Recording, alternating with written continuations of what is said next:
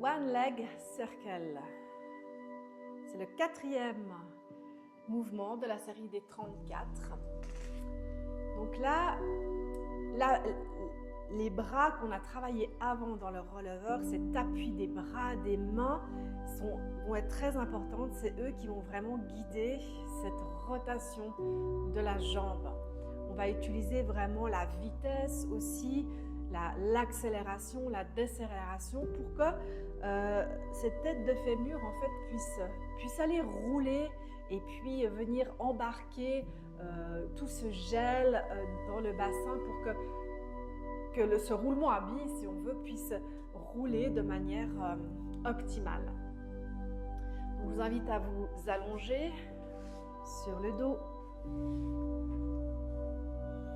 d'aller chercher toujours cette intégrité en éloignant les talons, le bassin, la cage thoracique, la nuque. Je vous invite à aller dans les vidéos précédentes où j'explique ça un petit peu plus profondément, d'aller éloigner toutes les structures osseuses. Et puis, la cage thoracique, la nuque. Avant d'aller dans cette rotation de jambes, je m'assure que mes mains, mes coudes soient bien déposés, que j'ai de l'espace pour ma cage thoracique, qu'elle puisse se déposer. On va laisser tomber vraiment toute la jambe gauche dans le sol.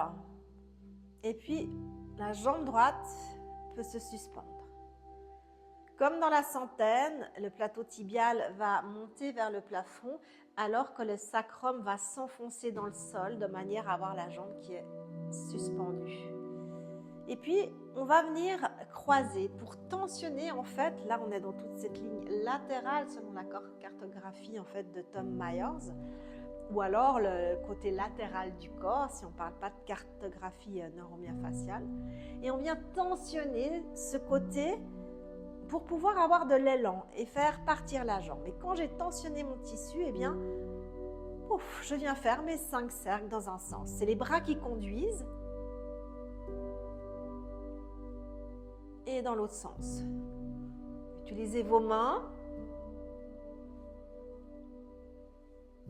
Et on vient allonger. Prenez un temps pour observer, commencez à droite et à gauche. Et puis avant de faire de l'autre côté, les mains, les bras vont, pour bien les utiliser, vous allez pouvoir comprendre que si j'appuie mon bras droit dans le sol, ma main droite, la hanche droite peut se suspendre, voyez? Et puis je relâche. Si j'appuie mon bras gauche, ma main gauche dans le sol, tout mon flanc, ma fesse, ma hanche à gauche se suspend. Puis si on alterne droite et gauche, eh bien, on arrive dans un mouvement comme ça. Et quand vous faites ce mouvement de momie qu'a appelé Karin Löcher, eh bien, ça permet de connecter tous les tissus entre eux, tous les fascias, et de demander au tissu de ne pas venir congestionner ici. Donc faites-le encore 1 ou 2 fois. Vous pouvez aussi percevoir cet appui sur le sacrum. Ça aide aussi à faire un petit réveil osseux pour être dans nos appuis. C'est vraiment une pratique qui demande d'être présent au point d'appui. Puis on va aller de l'autre côté du coup. La jambe gauche va se suspendre. On l'éloigne le talon. On inspire, la jambe gauche se suspend. On sent que le sacrum, lui, il s'enfonce dans le sol. Je viens croiser pour tensionner mon tissu. Donc là, on est dans la jambe gauche qu'on vient tracter le côté latéral. Et c'est votre bras droit qui va pousser pour envoyer. Et puis, ça va être bras droit, bras gauche. Et on revient par le bas et l'autre côté. Jouez avec vos bras.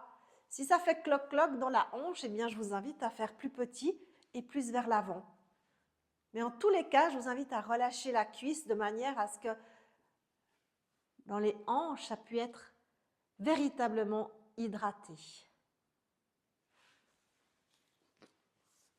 N'hésitez pas, s'il y a des choses pas claires, de m'envoyer un petit message, un petit email, car dans une vidéo, c'est plus court. Donc, je vous invite à mettre l'accent sur l'utilisation des bras. C'est vraiment une approche qui se veut vraiment très global. Donc, on ne va pas laisser les bras posés comme ça sans rien faire. Ils vont vraiment être dans le sol, ils vont être utiles. Ils vont nous aider aussi à transmettre la force. On n'est jamais à rien faire avec nos bras. Ça ne veut pas dire qu'on pousse fort. Ils sont là et je les utilise pour laisser aller, tourner ma jambe et pas venir contracter ce quadriceps qui va empêcher le mouvement en fait. Vous pouvez essayer de le faire en serrant fermement la cuisse, l'arrière-cuisse et de faire tourner cette jambe. Et puis vous verrez par vous-même quel le mouvement est plus global, plus naturel et avec quels moyens j'arrive le mieux à bouger en fait. Est-ce que c'est en contractant ma cuisse